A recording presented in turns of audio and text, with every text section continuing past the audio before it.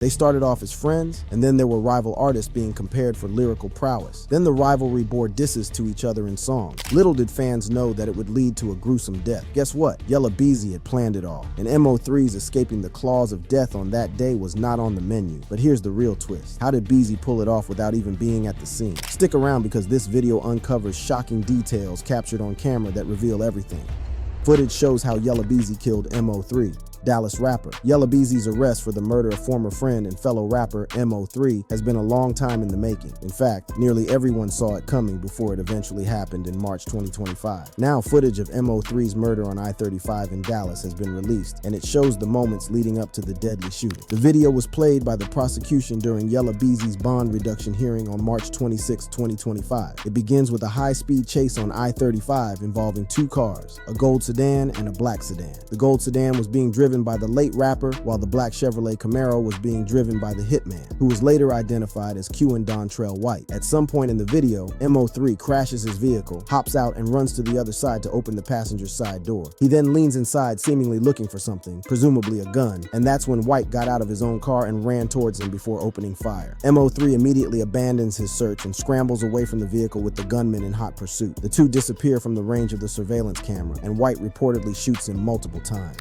Moments later, White is caught by the camera running to his vehicle before fleeing the scene of the shooting. Police said 44 bullet casings were recovered from the highway, highlighting just how desperately the gunman wanted MO3 dead. The video was shared on Instagram by the Neighborhood Talk, and fans didn't waste any time reacting to the upsetting footage. While some were left heartbroken by the footage, others wondered why the late rapper had to get out of the vehicle when it made more sense for him to remain in the vehicle and probably try to drive for a police station. One person wrote, "Damn, he should have drove straight to the police station." Another person quipped, "Damn, that moment he realized ain't nowhere to go had to be the scariest moment ever." A third person commented, "No cap, you know how much you gotta hate somebody to park your car and walk them down on the interstate?" Several other users questioned the rationale behind posting such a graphic video on social media and asked that the video be taken down. One particular user queried, "Why post something like this? Nobody wants to have to relive or see this, my goodness." Although the fans' frustration is understandable, they may need to toughen up because Yella Beezy's recent arrest has brought MO3's murder case back to life, and there may just be more shocking revelations in the future. Yella Beezy, born Marquise Conway, was apprehended by authorities and booked into the Dallas County Jail on Thursday, March 20th, 2025. His arrest came 2 days after the rapper was charged with felony murder by a Dallas County grand jury in the death of MO3. The jury indicted Beezy on a charge of capital murder while remuneration, alleging that the rapper intentionally and knowingly took part in the murder of MO3 by hiring Q and White to kill him for payment and the promise of remuneration. Pursuant to said agreement, Q and White did then and there intentionally and knowingly cause the death of Noble by shooting him with a firearm, the indictment reads. Footage obtained by WFAA-TV on March 21st, 2025 shows Yella Beezy's intake at Dallas County Jail after he was charged in MO3's murder. In the video, Beezy is being escorted by several police officers into custody with his hands cuffed behind his back. The Texas-born rapper was subsequently remanded in custody on a $2 million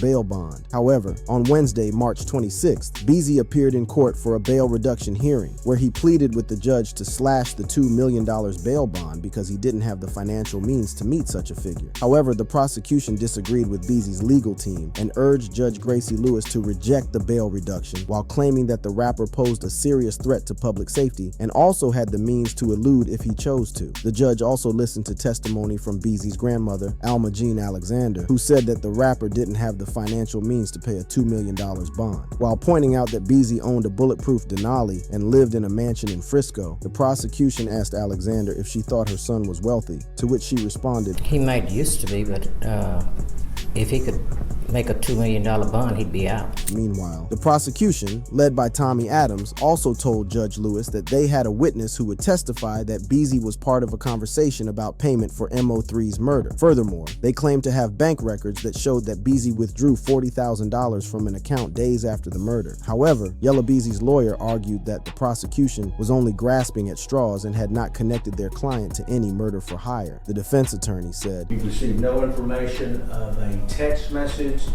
any message on social media platform that our client paid for this murder, any type of remuneration, no recording of any sort, just this person who came forward and said he overheard this conversation. Although Yella Beezy requested that the bond be reduced to $250,000, Judge Lewis ultimately decided to reduce the bond to $750,000 with conditions, including an explicit order against contacting any of the victims or witnesses. Judge Lewis said, "Have no contact, direct or indirect, no threatening or harassment of any victim, witness.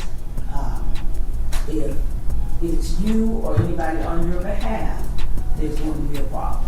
Do you understand that? Lewis also reprimanded Yella Beezy for not taking the case seriously, particularly regarding his financial disclosures. If Beezy is able to meet the bond, he would be required to surrender his passport, wear an ankle monitor, and remain under house arrest until the conclusion of his trial. Due to Texas's strict punishment for murders, Yella Beezy may be facing a possible life sentence without the possibility of parole or even the death penalty if he is found guilty of the charges brought against him. Unfortunately for him, it seems someone close to him may be talking to authorities and providing information about the November 2020 murder. Fans are already speculating that the snitch may be Quan White, given the fact that he has been in federal custody since December 2020. White was arrested 3 weeks after MO3 was killed on a separate firearm charge, but it wasn't until February 2021 that a grand jury indicted him in the shooting death of MO3. White later pleaded guilty to possession of a firearm by a convicted felon and was sentenced to over 8 years in prison in 2022. Just like Yella Beezy, White is also facing the possibility of a life sentence without parole if he is convicted of murder. For many, this is enough incentive for him to turn on Beezy and cooperate with the authorities in order to secure a lighter sentence. While there's no certainty that White is cooperating with the feds, the presence of another potential snitch further complicates Beezy's path to freedom. Devin Maurice Brown was indicted by a grand jury in the fatal shooting of MO3 on April 21st, 2021. According to reports, Brown was arrested on November 19th, 2020 on federal gun and drug charges. This was about 2 weeks before White was arrested, and there is reason to believe that he may have helped the police apprehend White. The unsealed indictment against Brown shows that he told police he was aware MO3 was dating a known witness, and he was also angered by a post on Facebook that presumably featured the late rapper and the unidentified woman. Although Brown claimed he wasn't involved in the shooting, his phone records showed that there were numerous calls between him and White on the day before and the same day MO3 was killed. Cell phone data also placed Brown close to where MO3 stayed the night before the shooting, as well as following a similar path to the rapper leading up to the moment he was shot. From the phone records, it is evident that Brown helped in tracking MO3's movement the night before and on the day of the shooting. According to reports, White began trailing MO3 immediately after he left a friend's house. It was when MO3 realized he was being followed that he headed onto the freeway in a desperate bid to lose his eventual killer. However, the late rapper ended up crashing his vehicle, and he was subsequently hunted down and killed by White. The news of MO3's death and the manner in which he was killed sent ripples through the Dallas community and the rap industry as fans and fellow rappers joined their voices in calling for an end to the violence while paying tribute to the late rapper. Little did they know that the next few days would see an unhealthy spike in violence within the Dallas area that claimed many lives.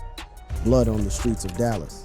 To fans of the deceased rapper MO3, it didn't make sense that he had to die a painful death, one that involved him running in search of a place to hide. Shockingly, the ops did not make this reality any easier. Despite his absence, which should have automatically signaled the end of a beef, Trap Boy Freddy and Yella Beezy still carried on with their dissing. Minutes after the tragic incident on I-35, Trap Boy Freddy set his cameras to show fans how much pleasure he was deriving from the tragedy. Via his Instagram stories, Trap Boy Freddy claimed to be caught up in the same route where MO3 was murdered, but his concern was that there was a traffic jam ahead. Expectedly, this was true because the police had appeared on the crime scene to contain the area. Not long after complaining about the slow movement, Trap Boy Freddy goes on a full celebration swing, informing fans that it was time for him to party, pop some bottles, and get butt naked. Next up, he pays tribute to his long-dead friends in one of his stories updates. For sure, none of this made sense to critics who began to suspect that Trap Boy Freddy might have had a hand in the MO3's demise. However, not long after Trap Boy Freddy's update, MO3's next best op, Yella Beezy, made his own post. Unlike Trap Boy Freddy, Yella Beezy maintained a carefree attitude in his video. All he did was to entertain his fans with some laughable dance moves. Of course, the fans began to ask questions as they wondered if he was involved in the death of his op. Yella Beezy wasted no time in deconstructing the theories. What he showed to the world was that, although he was happy that MO3 was gone, he had nothing to do with it. In fact, the rapper began to ask the fans what they meant by their insinuations. Hear him talk. What are y'all talking about, man?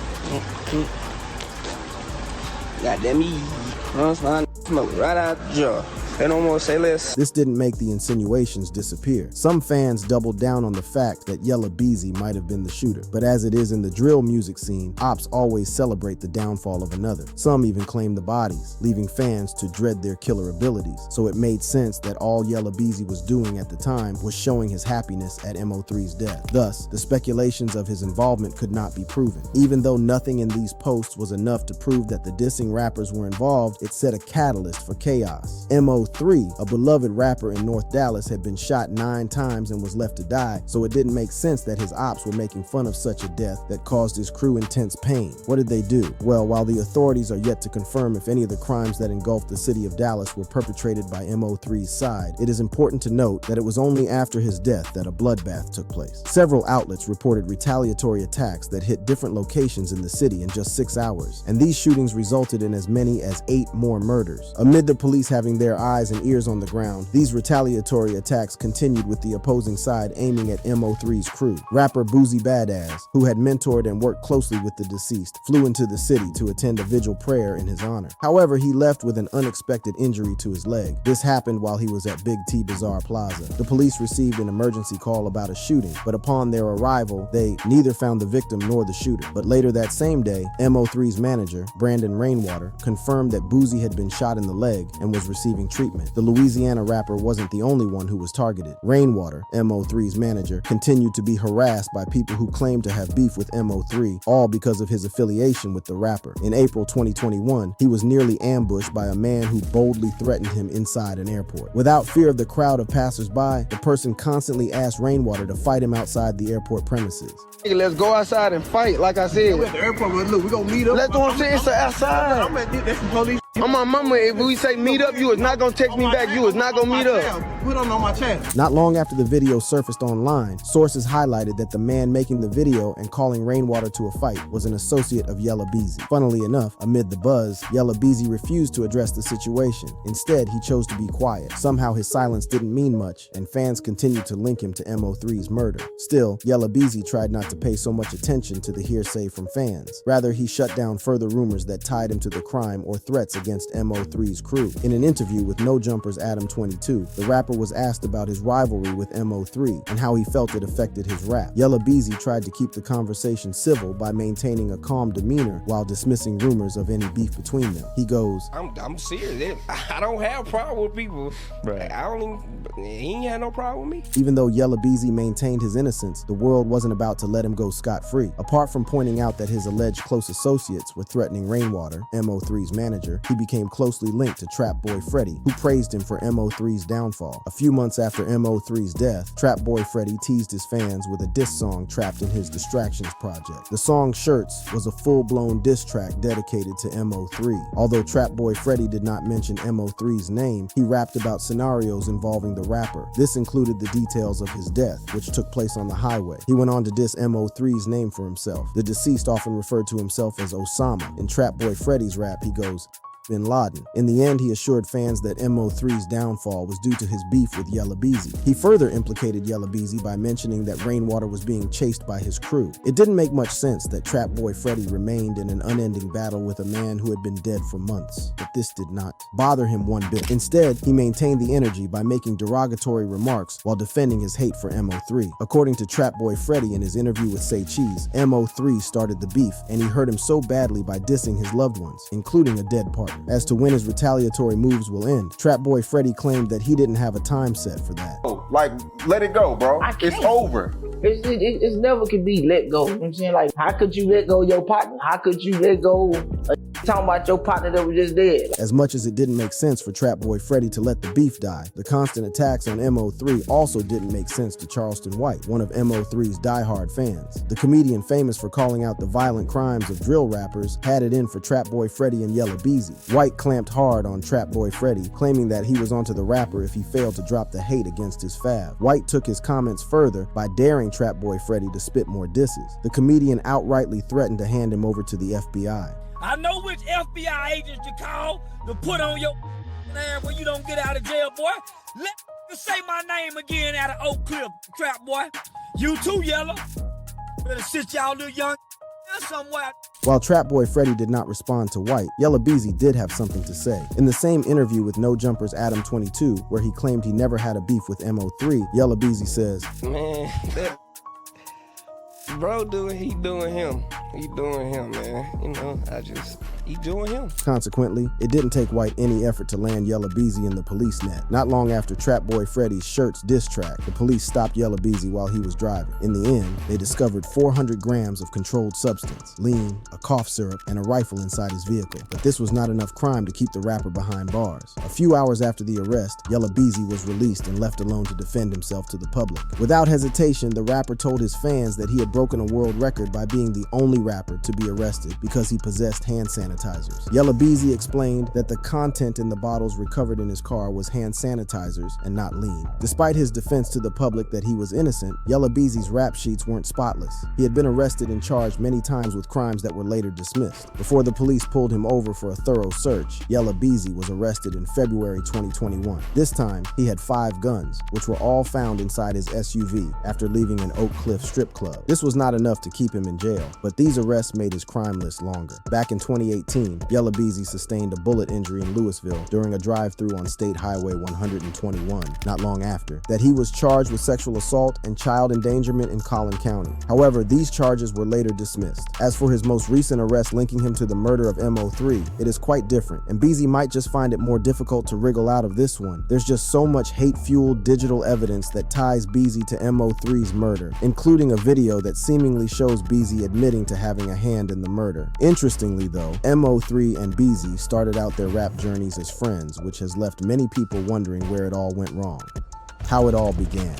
Although Yella Beezy and MO3 were at the center of one of the most heated feuds in the Dallas rap scene, both rappers actually began their rap careers as friends. While it's very easy for this fact to get lost on people due to how bloody their rivalry became in the latter stages, there are still shreds of evidence available online that prove how cool they were with each other back in the day. Amidst all the drama from Yella Beezy's recent arrest, a never-before-seen video showing both rappers vibing in a studio before their beef was shared on X. In the video, MO3 raps to a song playing in the background, while Beezy can be seen vibing to the music and appears to be having a good time. At first glance, it may seem that the two were working on a song together, but the fact that there's no evidence of a track featuring both artists suggests that they were probably just messing around in the studio. Whatever the case, things were pretty cordial between Beezy and MO3 in the early days, as they both began rising to fame on the Dallas rap scene in the mid-2010s. The duo repped the city's Oak Cliff neighborhood, and at first it seemed like they were set to take on the music industry together and put their city on the map. However, all the optimism surrounding their friendship soon began to fade between 2017 to 2018 as fans watched the rappers engage in a heated back and forth that saw them throw jabs at each other in their songs and on social media. To this day, everyone is still largely in the dark over what really caused their feud, but rumor has it that the friction may have started over a woman. On Reddit, a fan even started a conversation over the topic when they started a thread with the headline, "Was MO3 murdered by Yella Beezy's side, or was it unrelated and over which he was?" The question sparked a wild debate as fans weighed in with different theories, from claims that MO3 was sleeping with Yella Beezy's baby mama to those who alleged that both rappers were simply fighting over a girl. While none of these claims are verifiable, the one certain thing is that their feud rapidly escalated when MO3's friend, comedian Roy Lee Pate, was shot and killed in North Dallas in 2018. This came after the comedian trolled Yella Beezy on social media and even challenged him to a physical fight at some point. In one of the videos posted on Instagram, Roy Lee clowns Yella Beezy for not accepting to fight him. He said, "He ain't gonna fight." No. So you telling me he's a grown man, he ain't gonna step up to the plate? I don't know. But while some fans saw the funny side to Roy Lee's antics, others weren't too impressed and slammed the comedian for being childish. Roy Lee didn't back down though, and in another video, he responded to critics who called him childish by saying, "Say y'all, it ain't nothing wrong with me asking another grown man to fight in the ring for charity for the kids for $12,000. Extortion? Everybody gotta speak up for him. That's extortion. That's what it's gonna turn into. You're gonna get extorted. Extortion." The comedian went on to declare that he was going to knock out the rapper if he ever made the mistake of getting in the ring with him. At this point, Roy Lee had been running his mouth for weeks without getting as much as a response from Beezy. Little did he know that Beezy had already marked him for death and was only waiting for the right moment to strike. On September 25th, 2018, Roy Lee was shot at the Preston Valley Shopping Center parking lot in North Dallas. The comedian battled for a few weeks but eventually died on October 13th, 2018 as a result of complications, including including a pulmonary blood clot. While the police struggled to track down the shooter, word on the street was that the murder had been sanctioned by Yella Beezy after he got tired of Roy Lee's disrespect. This theory was later confirmed by a Dallas-based TikToker in a video in which he provided a detailed breakdown of the feud between Beezy and MO3. He said, "It all started when Yella Beezy got Roy Lee knocked off. Now why he did that, I don't know. Dude was a whole comedian, but allegedly Yella Beezy had enough of this man and got him killed." According to the TikToker, Roy Lee was one of the closest friends MO3 had in the industry, and his death completely shattered MO3 and he snapped. MO3 quickly turned his attention to the one man he knew was behind the shooting of his friend and launched a nearly successful retaliatory attack. The TikToker continued, "So what did MO3 do? Catch Yella Beezy at a strip club, chase him through every light imaginable, and shot the him on the highway." The incident the TikToker was referring to happened in the early hours of October 14, 2018, barely 24 hours after Roy Lee passed away. According to reports, Yella Beezy had just left a strip club and was driving on the Sam Rayburn Tollway around 3:30 a.m. when another vehicle pulled beside him and fired multiple shots at him. Beezy was struck multiple times but struggled to get out of the car and put a call through to his mom and baby mama. Beezy was eventually taken to the hospital where he made a full recovery. The shooting was generally viewed as a retaliatory attack for Roy Lee, given that it had happened just a day after the comedian died. This was the tipping point in the feud, and things only got worse going forward. Both artists kept the feud alive through diss tracks and social media jabs, but MO3 always seemed to be a step ahead. In 2019, MO3 released the track 219 on Roy Lee's birthday, and in the song, he accused Yella Beezy of involvement in his friend's death and hinted that he had put a bounty on Yella Beezy's head. In January 2020, the beef spilled over into another physical altercation that left MO3's manager, Brandon Rainwater, with a dislocated hip after he got jumped by Yella Beezy and his crew outside a Dallas club. Surveillance footage outside the club captured Rainwater trying to escape the scene, but Beezy's crew caught up with him and gave him a horrible beating that left him requiring medical attention. Meanwhile, after beating down Rainwater, Yella Beezy and his crew returned to the parking lot of the club, where they are seen bragging about what they had just done in another video. Shortly after the incident, Rainwater filed a lawsuit against the strip club and Yella Beezy, demanding $1 million for the damages. In the court documents, Rainwater was suing the club for poor security while he sued Beezy for the assault. Rainwater eventually won the lawsuit and was awarded $325,000 in damages. Meanwhile, MO3 addressed the incident in a social media post in which he called out Beezy for jumping his manager. MO3 also emphasized that his manager wasn't about the street life and clowned Beezy for going for an easy target instead of coming for him. He said, Why would you and a bunch of other big J him? Fam, if you like that, you could have just whooped him yourself. This was the last straw for Beezy, and he reportedly placed a bounty on MO3's head, which would culminate in the tragic events that played out in broad daylight on I-35. MO3 was killed in November 2020, and the audacity with which the murder was carried out left Dallas in shock. Even going into the first month of 2021, people were still reeling from the senseless loss of a promising young talent. However, Yella Beezy started the new year by taking to Instagram to make a post where he revealed he was celebrating the end of 2020 by putting his haters in the dirt. He said, "Hey man, new year, new blessings. You understand me? We made it through a hell of a year. You understand? Anybody that ain't for you, anybody that's going against you, anybody that's goddamn negative, you understand me, ain't bringing no positive vibe. You know, in the words of Gucci, put that in the dirt." Although he didn't mention names, for many people, this was Yella Beezy letting the street know he was behind MO3's death. He thought he had covered up his tracks. But as always, time proved to be the revealer of all things hidden, and now he is faced with the daunting task of proving that he had nothing to do with a murder he once desperately wanted the streets to believe he had sanctioned. If you enjoyed watching this clip and would want to stay connected for first-hand info on what's trending, please click on the card showing on the screen.